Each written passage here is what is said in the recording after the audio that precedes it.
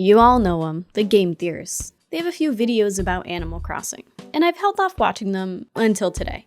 But after watching them, I found some inconsistencies, and I'm here to prove that their videos, well, they're just wrong. Okay, that was a brutal way to say that. They're not 100% wrong, but I want to prove them wrong. Their Animal Crossing conspiracy theories actually have some decent evidence, but they aren't 100% correct, and that's enough for me to come up with a catchy video title. These disprovations, these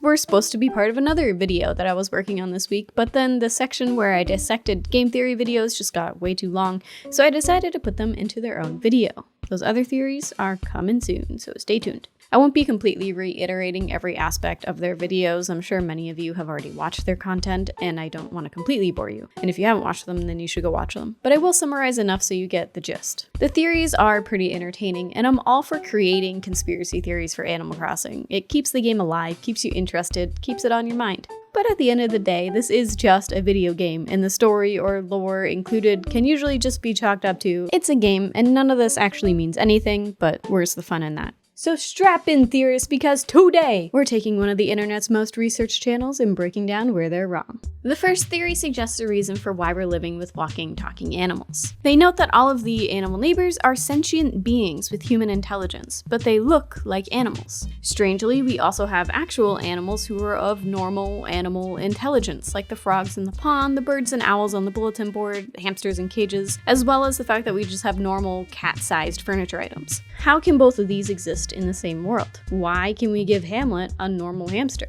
Wouldn't that normal hamster also be just as intelligent? How can both exist simultaneously? In our world, there is a real but rare medical condition where someone sees other humans as animals. Instead of humans walking and talking, they see animals walking and talking. One of the symptoms of this condition, besides just seeing animals everywhere, is disorganized speech, like the sounds that villagers make when they talk to us. But the animal people they talk to can sometimes make regular animal noises, which the theorists have chalked up to the villagers' catchphrases. This is why sometimes you'll see a villager saying a word that their species would normally say. So according to the game theorists, these villagers aren't actually animals, but instead they're humans that we perceive as animals. This is an interesting theory, and they do have a lot of evidence to back it up, but there are a couple of issues that kind of kill the theory for me. There are 40 million humans in this world since New Horizons sold 40 million copies. Well, actually, technically more if we include everyone's mom and dad too. But 40 million of us who would have this medical condition doesn't make sense when there are only a few dozen recorded cases in real life. Unless we're a part of a universe where this condition is totally normal, but this theory relies on the fact that we are indeed in our normal universe. I'm not a medical expert on this condition. I'm not sure if this makes the person see all other humans as animals, or maybe just a select few, but there are other instances where we do see normal humans. We can see the people on TV totally fine, and if our friends come over to visit, their player characters are also human. This is where this theory starts to lose its legs. Why are certain people always animals, but others aren't?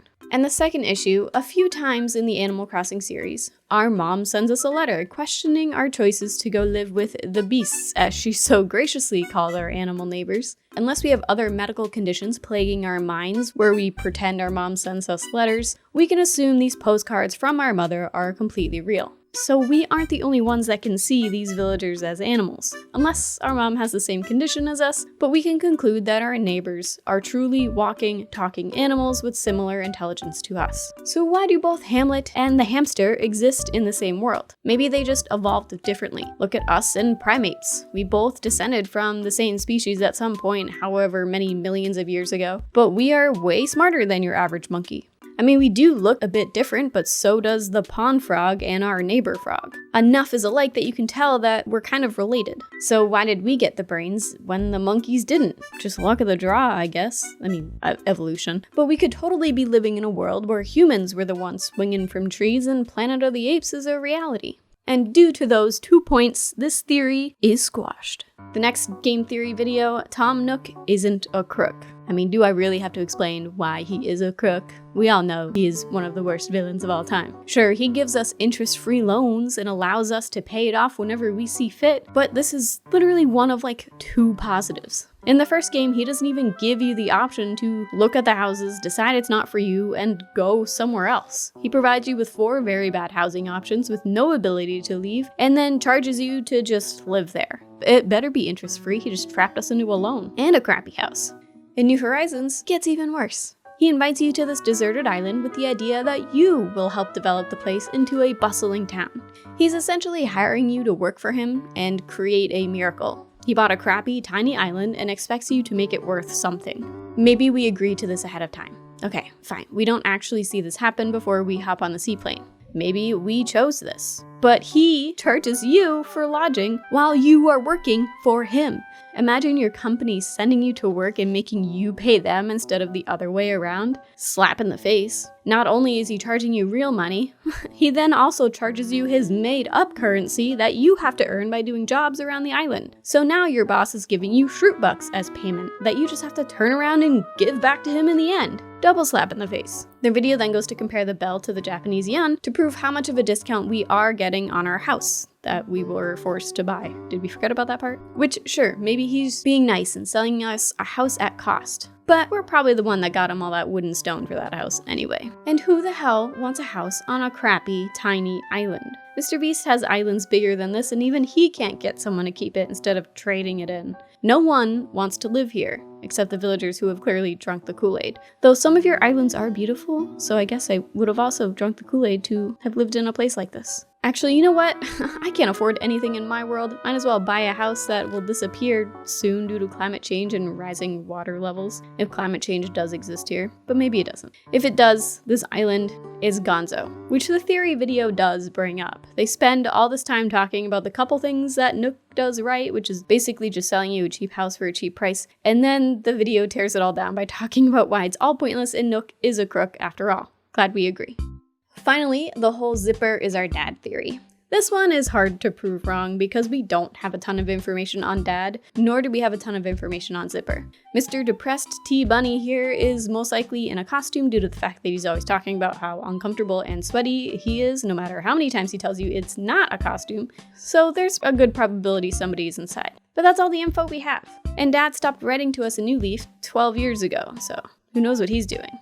I do agree with the theorist that Zipper can't be any of the normal villager neighbors or special characters that we see around town because both Zipper and the villager or character can be in the same place at the same time. However, I don't agree with the fact that they said the eggs are hidden solely for us. And who else would do that but a loving parent? They go on to talk about how none of the other villagers participate in Bunny Day, besides just wearing an egg costume.